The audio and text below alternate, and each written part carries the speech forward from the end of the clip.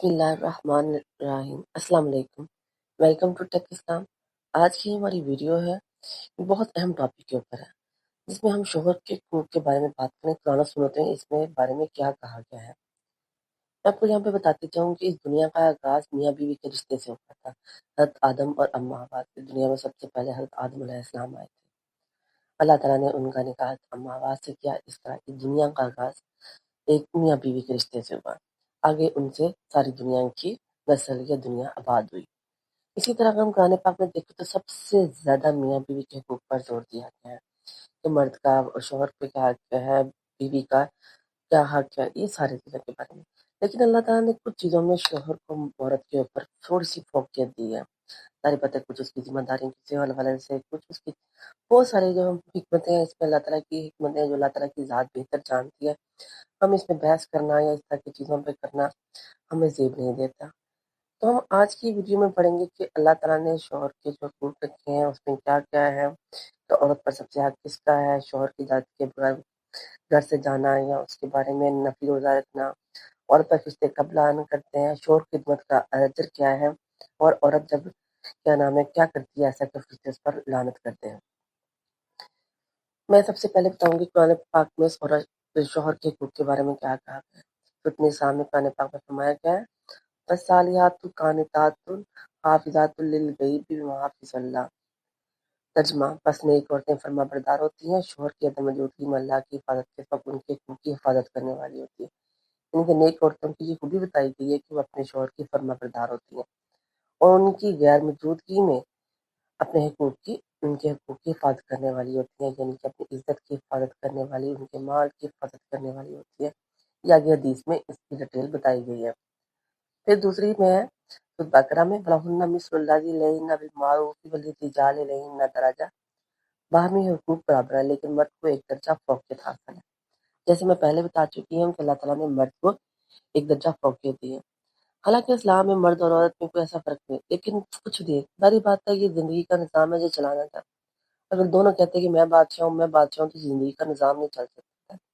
اللہ تعالیٰ نے مرد کو ایک طرح سے بادشاہ بنا دیا، عورت کو وزیر بنا دیا۔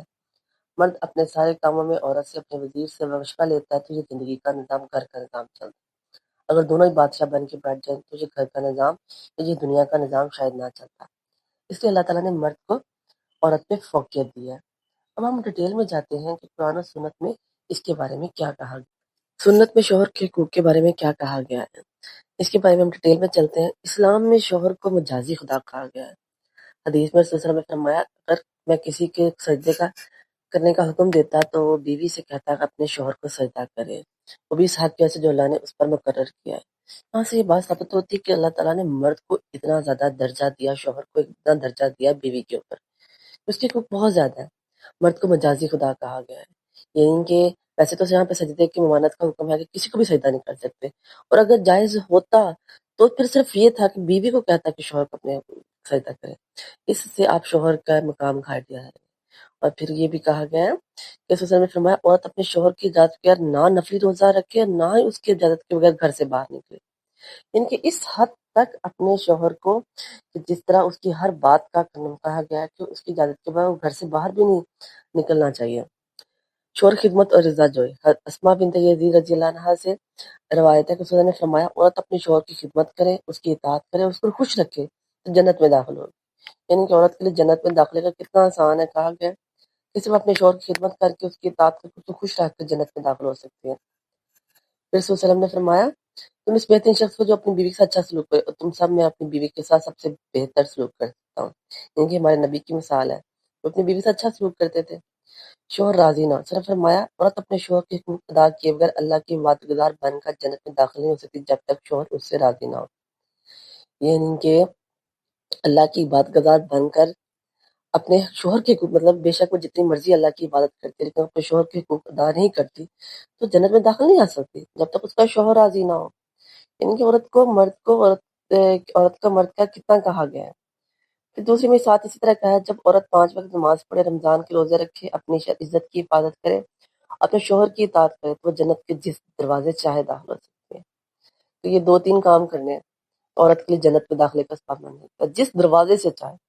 اتنا بڑا مقام کہ ایک وقت ہے نمازیں تو ہم ہر بندہ کر لیتے ہیں، پڑھتے ہیں روزان کے روزے اپنی عزت کی بات، اور ایک ساتھ شوہر کی اطاعت کرنی ہے تو کیا ہوگا جنت کے۔ اور یہ صرف ایک شادی شدہ عورت ہے۔ اس سے یہ بھی ثابت ہوتا ہے کہ ایک عورت کے لیے شادی کرنا یا نکاح کرنا کتنا ضروری ہے، کیونکہ اس کو جو شادی کے بعد جو کرنے سے اطاعت کرنے سے مقام ملتا ہے وہ پہلے نہیں مل سکتا۔ شوہر کا مقام یہ دیکھے کتنا بڑا ہے۔ اس سے پوچھا گیا عورت پر سب سے زیادہ حق کس کا ہے، تو آپ نے فرمایا اس کے شوہر کا، ان کے ماں باپ۔ اگر آپ کا شوہر کہتا ہے کہ آپ اپنے ماں باپ سے نہیں ملنا تو عورت نہیں مل سکتی، آپ اپنے بہن بھائیوں سے نہیں ملنا، کسی سے بھی منع کریں۔ جیسے پہلے میں نے بتایا کہ اپنے شوہر کی جات پہ گھر سے باہر قدم بھی نہیں نکال سکتی، ان کے عورت پر سب سے زیادہ حق ہے اس کے شوہر کا۔ قیامت کے دن اگر اس سے سب سے زیادہ پوچھا جائے گا تو اس کے شوہر کے حقوق کے بارے میں پوچھا جائے گا، اور اس میں غفلت برتی ہوئی تو اللہ تعالیٰ اس سے پوچھ کرے گا۔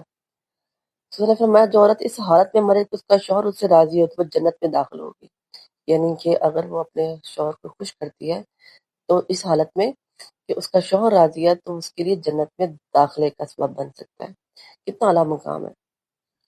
پھر فرمایا اگر کوئی عورت اپنے شوہر کے بستر پر چھوڑ کر رات گزارے اور شوہر اس سے ناراض ہو تو فرشتے اس پر لعنت کرتے ہیں یہاں تک کہ وہ واپس لوٹے، یعنی کہ رات کو اگر آپ اپنے شوہر کو غصے سے ناراض لا دیتے ہیں اور اس کو مناتے نہیں ہیں تو فرشتے ساری رات اس پر لعنت کرتے رہتے ہیں۔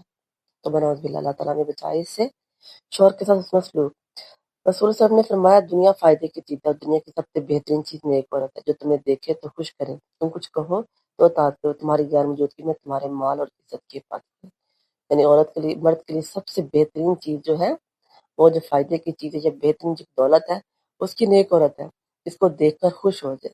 اس لیے اسلام میں کہا گیا ہے کہ عورت اپنے شوہر کے لیے بناؤ سنگھار کرے، اس کے سامنے کسی دوسری عورتوں کا ذکر نہ کرے۔ عورت کو چاہیے کہ اپنے شوہر کے سامنے کسی عورت کے بارے میں ذکر کرنا، اس کی خوبصورتی کی، اس کی کوئی ایسی بات کی ذکر کرنا جس کے بارے میں جو اس میں نہیں ہے، اور پھر یا عورت کے بارے میں اپنے آپ کو جب بھی آپ دیکھیں آپ کا شوہر گھر آ رہا ہے تو آپ کوشش کریں اس کے لیے بناؤ سنگار کریں۔ عورت کا بناؤ سنگار ہونا ہی اس کے شوہر کے لیے چاہیے۔ زمانہ جاہلیت کی طرح باہر نکلتے ہوئے بناؤ سنگار نہیں کرنا چاہیے، بلکہ جب آپ کا شوہر گھر آئے تو فل اس کے لیے بناؤ سنگار کرے، اور کیا کرے کہ اس لیے کہ کیا نام ہے تاکہ اس کا شوہر اس کو دیکھ کر خوش ہو جائے۔ شوہر کی جات کے بغیر پھر آگے میں اس کے بارے میں آگے ڈیٹیل سے چلتی ہوں کہ یہ عورت کے صحابیات کیا اس کے بارے میں تھے۔ حضرت فاطمہ رضی اللہ عنہا پہ شہرت علی رضی اللہ کی مکمل خدمت کرتی تھی۔ ایک بار ہاتھ میں چھالے پڑ گئے تو اس سے خادمہ مانگی، مگر آپ نے فرمایا میں تمہیں ایک خادمہ نہ دوں گا، لیکن کلمہ کم ہر رات سونے سے پہلے 33 بار سبحان اللہ، 33 بار الحمدللہ، 34 بار اللہ اکبر پڑھا، یہ تمہارے لیے خادمہ سے بہتر ہوگا۔ یعنی کہ فاطمہ کو یہ درجہ دیا گیا ہے کہ وہ اپنے شوہر کی، ایک حالانکہ نبی کی بیٹی ہو کر وہ اپنے شوہر کی کس طرح خدمت کرتی تھی۔ پھر ام سلیم کا واقعہ ہے، انس بن مالک کی والدہ ام سلیم کا بیٹا فوت ہو گیا۔ جب ان کے شوہر ابو طلحہ گھر آئے تو مگر انہوں نے رونا دھونا نہ کیا، نہ شکایت کی، بلکہ خاموشی سے اپنے شوہر کو کھانا دیا، تسلی دی اور بعد میں نرمی سے بچے کی وفات خبر دی۔ سر میں ان کی عقل مندی، صبر اور شوہر کی عزت کے سبب دعا دی اور فرمایا اللہ تمہیں اس کے بدلے میں نیک بیٹا عطا کیا۔ ان کا انس بن مالک جو بہت ایک نیک صحابی تھے۔ بہت ساری اور بھی روایات ہیں جس میں آپ دیکھیں گے کہ آپ کو پتہ چلے گا۔ میں ایک روایت پڑھ رہی تھی، واقعہ پڑھ رہی تھی، اب اللہ بہتر جانتا ہے کہ اس میں کتنی سچائی ہے، اور اگر اس میں کوئی کمی بیشی ہے تو اللہ تعالیٰ مجھے معاف فرمائے۔ حضرت فاطمہ رضی اللہ تعالیٰ عنہ کے بارے میں ایک دن میں پڑھ رہی تھی کہ حضرت فاطمہ رضی اللہ تعالیٰ نے فرمایا کہ جنت میں کوئی مجھ سے پہلے بھی جنت میں داخل ہوگا، تو روایت میں آتا ہے اس نے فرمایا ہاں تم سے پہلے بھی ایک عورت ہے کہ وہ فلاں جگہ پہ ایک عورت ہے، وہ جنت میں تم سے پہلے بھی جائے گی۔ حضرت فاطمہ رضی اللہ تعالیٰ فرماتی ہیں کہ میرے دل میں بڑا اشتیاق ہوا میں دیکھوں کہ وہ عورت ایسا کیا کرتی ہے جو میں نہیں کرتی۔ حضرت فاطمہ کہتی ہیں میں جب گئی تو اس کے گھر میں گئی تو دیکھا کہ اس عورت نے کیا کیا ہوا ہے کہ آٹا گوند کے رکھا ہوا ہے، روٹی بنا کے رکھی ہوئی ہے، سالن پکا ہوا رکھا ہے، کچھ سبزی بنا کے رکھی ہوئی ہے، بستر بچھا کے رکھا ہوا ہے، خود وہ صاف ستھری ہے، نہا کے بیٹھی ہوئی ہے، اور کیا نام ہے اس کے سارا کچھ رکھا ہوا ہے۔ میں نے اس سے پوچھا کہ تم نے یہ آٹا، اس نے کہا میں نے آٹا اس لیے گوند کے رکھا ہے کہ میرا شوہر اگر گھر ہے اس کو بھوک لگے، روٹی اس لیے پکا کر رکھی کہ اس کا فوراً کھانے کو دل کرے تو یہ پکی ہوئی ہو، اگر وہ کہ مجھے تازہ بنا کے دے تو میں فوراً اس کو تازہ بنا کے، سبزی پکا کے رکھی ہے کہ اگر اس کو اتنی بھوک ہو کہ پکانے میں دیر لگے تو پکی پکائی کھا لے، اگر نہ کہے کہ مجھے دوبارہ نہیں مجھے تازہ چاہیے تو نہیں اس کو پکا کے دوں۔ بستر اس لیے بچھا کے رکھا کر اس کا میرے ساتھ آرام کرنے کو یا اس کا استراحت کرنے کو دل کرے تو بھی بستر بچھا کے رکھا ہے۔ اور یہ انہوں نے فرمایا کہ یہ تم نے تیار شاید میں اپنے شوہر کے لیے ہوئی ہوں، اور یہ تم نے اس کے پاس یہ جو چھڑی رکھی ہوئی ہے تو یہ کیوں رکھا ہے؟ نے کہا اگر کسی بات پر اس کو غصہ ہے اور اس کا مجھے مارنے کو دل کرے تو میں نے اس لیے رکھی ہے کہ اس کو یہ چیز ڈھونڈنی نہ پڑے، چھڑی ڈھونڈنی نہ پڑے، اس کا مارنے کو دل کرے تو وہ مجھے مار بھی لے۔ ان کے اس حد تک حضرت فاطمہ فرماتی ہیں کہ میں اس عورت کی یہ خدمت دیکھ کے یا اس کا یہ دیکھ کے باتیں سن کے میں حیران رہ گئی، اور جب میں واپس آئی تو میں نے یہ ساری چیزیں دوبارہ سے ساری وہ چیزیں اپنائی حضرت علی رضی اللہ عنہ کے لیے۔ تو اس پاسم سے بتایا تو اس پاسم نے فرمایا ہاں فاطمہ تم جنت میں داخل ہوگی، لیکن جس براق پر یا جس پر تم سوار ہوگی اس کی جو ہوگی مہار ہوگی، جو اس کا جو لگام ہوگی وہ اس عورت کے ہاتھ میں ہوگی۔ اس طرح وہ عورت داخل ہوگی اس کے ساتھ تم بھی وہ داخل ہوگی، یعنی کہ عورت کا اپنے شوہر کی خدمت کے سوا کتنا بڑا رتبہ ہے۔ پھر میں ایک واقعہ بتاتی ہوں کہ حضرت بابا فرید کا زمانے کا ایک بزرگ کا واقعہ تھا کہ انہوں نے کہا کہ میں ایک جگہ پہ جا رہا تو ایک عورت کو دیکھا کہ وہ عورت نا کیا نام ہے پانی کو نا کنویں سے نکال کر نیچے گرائی جا رہی۔ انہوں نے پوچھا کہ تم اس طرح پانی کو ضائع کیوں کر رہی ہو؟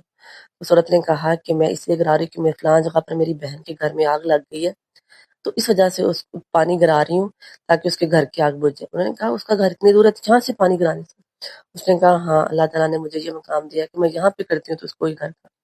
اس نے فرمایا تم نے یہ مقام کیسے پایا؟ تو اس عورت نے کہا کہ ایک دن میرے شوہر نے رات کو پانی مانگا تھا اور جب وہ پانی میں لے کے آئی تو وہ سو گئے تھے، میں ساری رات اس کے لیے پانی لے کے کھڑی رہی، اور صبح جب وہ اٹھے تو اچانک سے ان کی آنکھ پتہ نہیں کب ان کی آنکھ کھلی، اس کو پانی مانگے اور میں دوبارہ کھڑی ہوں۔ اس طرح ساری رات میں کھڑی رہی، تو اللہ تعالیٰ نے اس رات جو اپنے شوہر کے لیے جاگی ہوں اس لیے اللہ تعالیٰ نے مجھے یہ رتبہ دیا۔ اس طرح کے اور بھی بہت سارے واقعات ہیں، جتنے بھی واقعات بتاؤں اتنے کام ہیں۔ نہ صرف ہمارے نبی صلی اللہ علیہ وسلم سے واقعات قرآن سے واقعات ثابت ہیں، آیات واقعات ثابت ہے، احادیث سے ثابت ہیں، صحابیات کی زندگی سے، اہل بیت کی زندگی سے، بزرگان دین کی زندگی سے، اور عام زندگی میں سے بھی جس عورت نے اپنے شوہر کی خدمت کی اس نے صرف دنیا میں مقام پایا بلکہ آخرت میں بھی اس کے لیے بہت زیادہ مقام ہے۔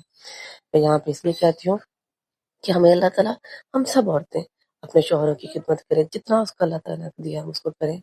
میں امید کرتی ہوں یہ ویڈیو آپ کے لیے فائدہ مند ہوگی۔ اگر کسی بات کی سمجھ نہ آئے تو آپ کمنٹ میں پوچھ سکتے ہیں، دعا میں یاد رکھیے گا۔ وما علینا الا البلاغ المبین۔ جزاک اللہ۔